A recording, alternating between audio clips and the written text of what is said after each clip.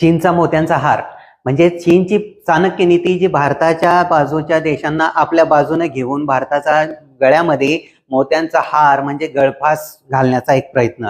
तर ही पॉलिसी जी आहे हे आपण पाहतोय की चीननं भारताच्या आजूबाजूच्या कंट्रीजमध्ये एक प्रकारे आर्थिक इन्व्हेस्टमेंट केलेली आहे आणि भूराजकीय दृष्ट्या त्याचा आपला वापर भारताला आपल्या बाजूच्या कंट्रीज पासून वेगळं पाडण्यासाठी केलेला आहे. चीननं काय केलं, पाकिस्तानमध्ये ग्वादर बंदर जे आहे ते डेव्हलपला घेतलं. सेम पद्धतीने मालदीवमध्ये 50 लाख स्क्वेअर फुटाचा एक बेट घेतलेला आहे. चीनमधलं श्रीलंकेमधलं एक बंदर चीननं आपल्याला घेतलेलं दिसून येतं. म्यानमारमध्ये त्यांनी इन्व्हेस्टमेंट केलेली आहे, बांगलादेशमध्येही केलेली आहे आणि नेपाळलाही जवळ घेतलेला आहे.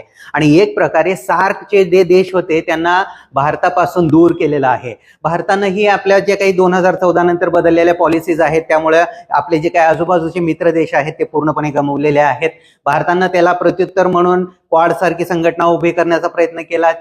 सिंगापूर आणि व्हिएतनाम बरोबर सारख्या इतर आशियान कंट्रीज बरोबर भारतानं संबंध वृद्धिंगत करण्याचा प्रयत्न केला.